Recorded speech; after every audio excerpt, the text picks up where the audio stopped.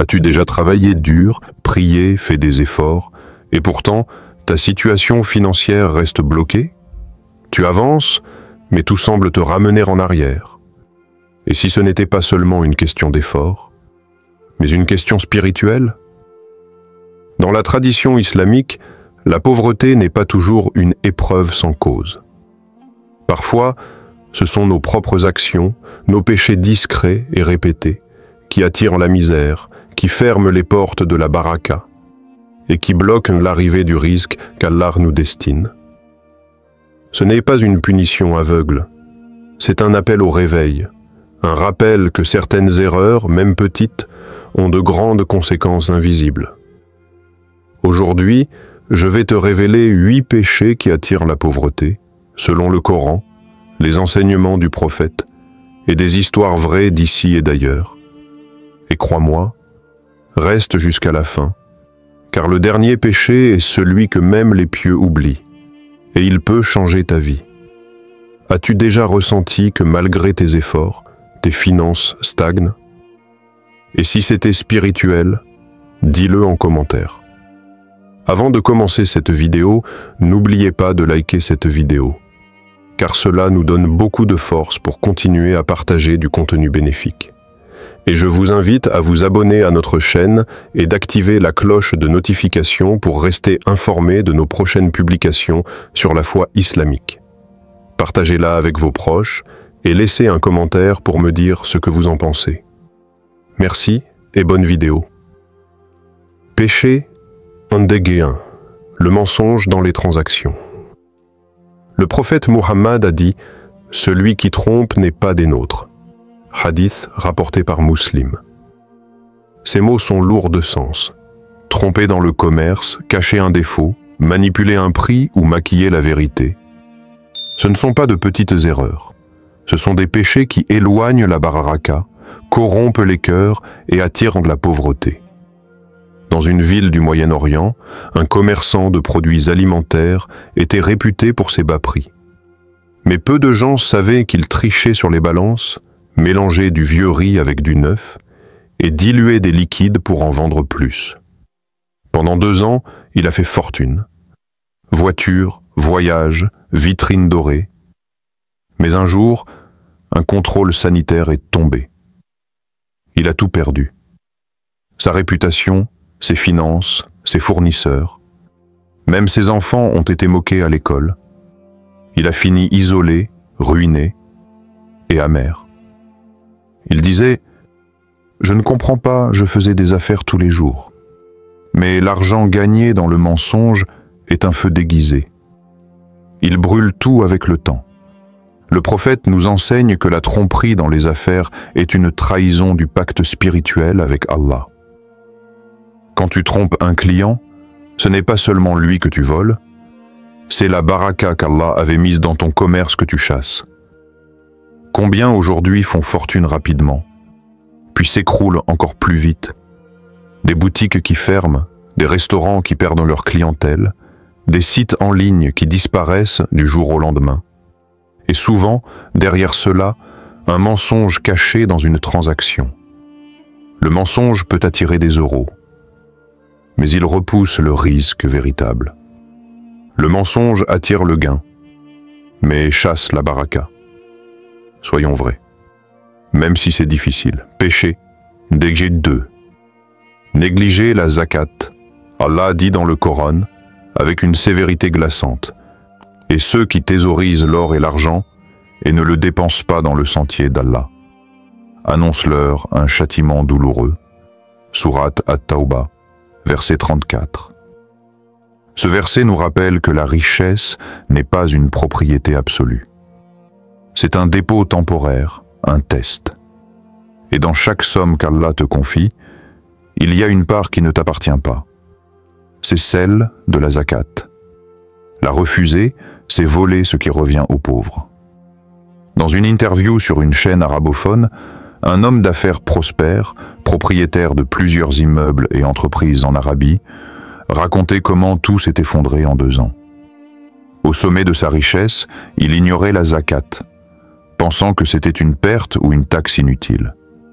Il disait « J'aidais quand j'en avais envie, mais je ne voulais pas qu'on m'impose une somme fixe.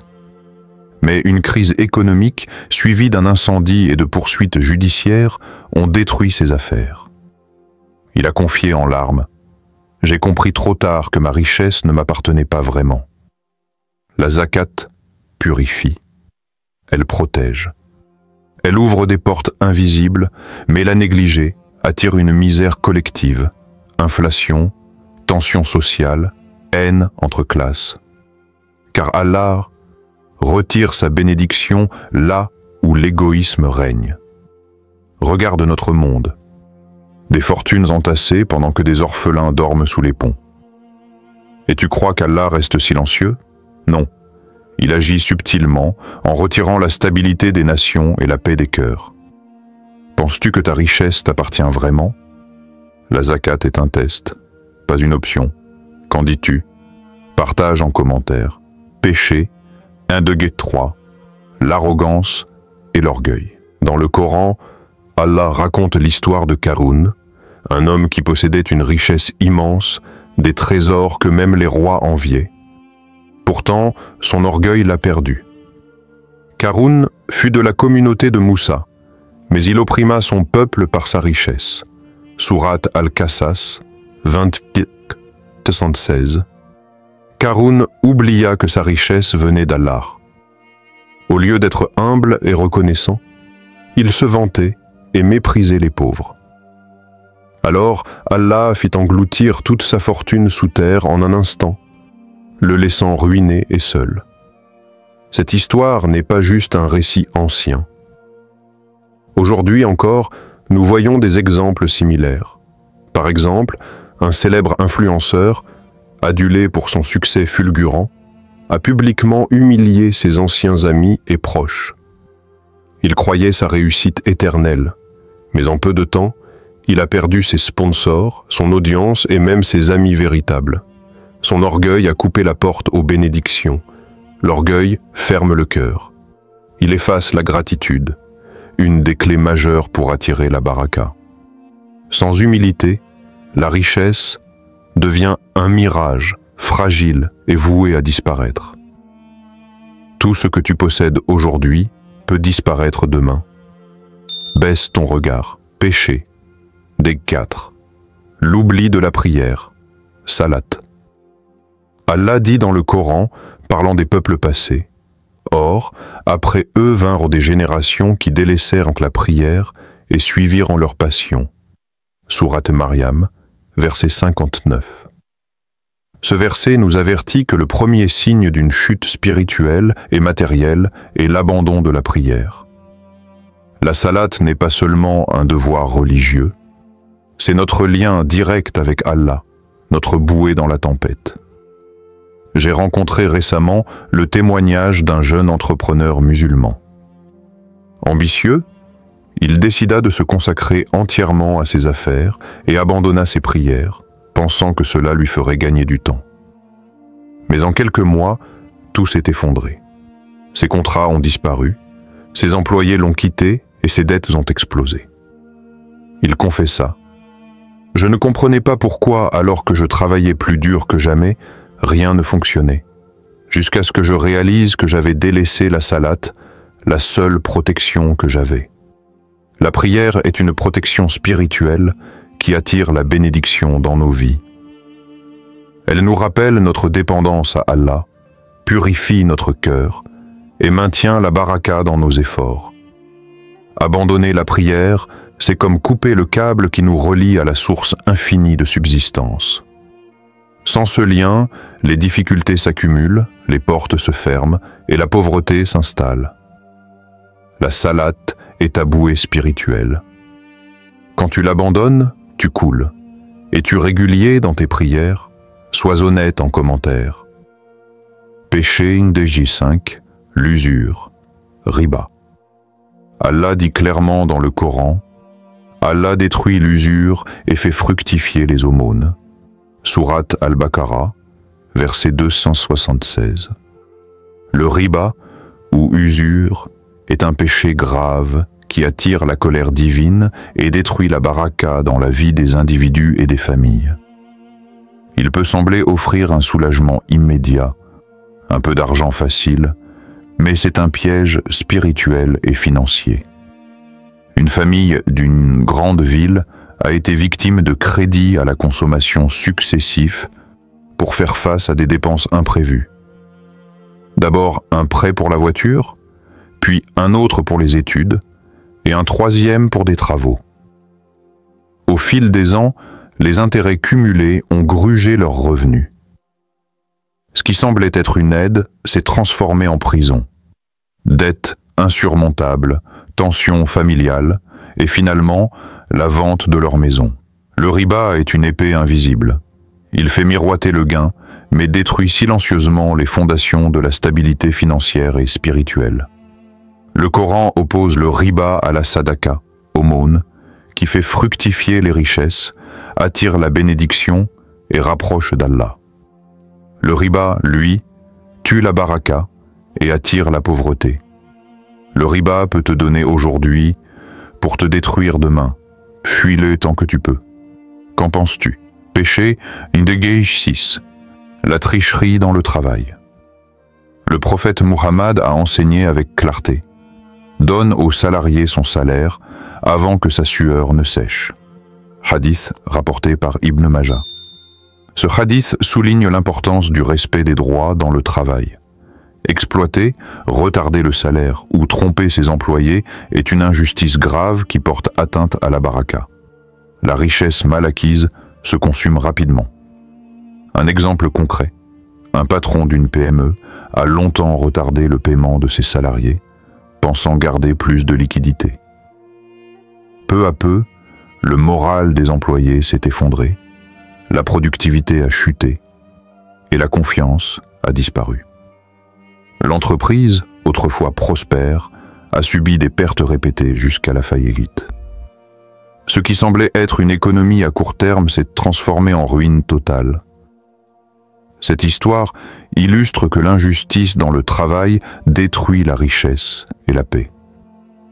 Allah protège ceux qui respectent les droits, mais éloigne sa bénédiction de ceux qui exploitent les autres.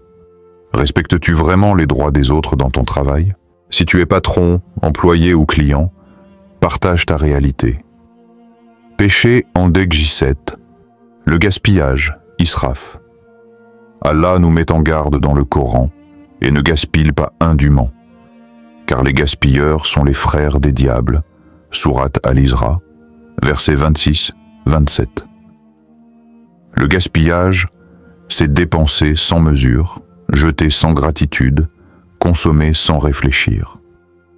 C'est un péché subtil qui ronge la baraka, parfois sans que l'on s'en rende compte. Prenons l'exemple d'une famille que je connais bien. Ils avaient une vie confortable, mais une tendance à dépenser excessivement. Voitures luxueuses, voyages coûteux, fêtes somptueuses. Petit à petit, malgré des revenus stables, ils se sont retrouvés dans une spirale d'endettement. Leurs enfants ont vu leurs parents stressés, la maison s'est vidée de la joie, et la pauvreté a fini par s'infiltrer dans leur vie. Ce n'est pas seulement l'argent qui disparaît, c'est la baraka, la bénédiction divine, qui s'envole avec chaque gaspillage. Quand on gaspille, on insulte la générosité d'Allah et on ferme la porte à sa providence. Rappelle-toi, même une bouchée jetée sans gratitude éloigne une baraka. La richesse, c'est un dépôt sacré, à gérer avec respect et conscience. Même une bouchée jetée sans gratitude éloigne une baraka. As-tu conscience de ton rapport à l'argent? Partage en commentaire. Péché honnêteté. Ingratitude envers Allah. Allah nous assure dans le Coran. Si vous êtes reconnaissant, très certainement j'augmenterai mes bienfaits pour vous. Sourate Ibrahim, verset 7. La gratitude est une clé spirituelle puissante qui ouvre la porte à la multiplication des bienfaits. À l'inverse, l'ingratitude ferme cette porte, bloque la bénédiction et conduit à la pauvreté, non seulement matérielle mais aussi spirituelle. Je me souviens de l'histoire d'un homme pauvre d'un village reculé. Il n'avait presque rien, mais il ne cessait de remercier Allah chaque jour pour ce qu'il avait. Un toit modeste, un peu de nourriture, la santé. Malgré ses difficultés, il gardait la patience et la foi. Petit à petit, sa situation a changé. Des opportunités inattendues sont apparues, il a trouvé un emploi stable, puis a pu ouvrir une petite boutique. Sa constance dans la gratitude était sa lumière dans l'obscurité. L'ingratitude, quant à elle, obscurcit le cœur et repousse la baraka. Malheureusement, beaucoup tombent dans ce piège aujourd'hui. Ils oublient de remercier, de reconnaître la source de leurs bienfaits, et à force de mécontentement voient leur situation stagner ou même décliner. Si tu veux plus, remercie pour le peu. Quel est ton dernier moment de gratitude sincère? Dis-le en commentaire avec un « Alhamdulillah ». Conclusion. Appel à la réforme. Aujourd'hui, nous avons découvert ensemble les 8 péchés qui attirent la pauvreté. Le mensonge dans les transactions, le refus de la zakat, l'orgueil, l'abandon de la prière, l'usure, la tricherie au travail, le gaspillage et surtout l'ingratitude envers Allah. Ces péchés ne sont pas seulement des erreurs morales, ce sont des obstacles spirituels qui ferment les portes de la baraka, qui assèchent les sources du risque et qui prolongent les difficultés. Mais la bonne nouvelle, c'est que Allah ne ferme jamais une porte sans en ouvrir une autre. Il dit dans le Coran, « Allah n'améliore pas l'état d'un peuple tant qu'il ne change pas ce qui est en eux-mêmes. » Sourate Ar-Ra'd 11. C'est un appel à la réforme intérieure, à la sincérité et à l'humilité. Chaque péché abandonné est un pas vers la lumière et la prospérité. Fais un pas vers Allah, il viendra vers toi en courant. Commence aujourd'hui. Quel péché veux-tu abandonner en premier? Lequel de ces 8 péchés penses-tu être le plus négligé aujourd'hui? As-tu une histoire personnelle ou vécu à partager en rapport avec ces péchés? N'oublie pas de t'abonner si tu veux continuer ce chemin de lumière. Si cette vidéo vous a été utile, partagez-la avec vos proches et laissez un commentaire pour me dire ce que vous avez appris. Votre soutien contribue grandement à diffuser le message et à développer cette communauté. Barakallahu fikum.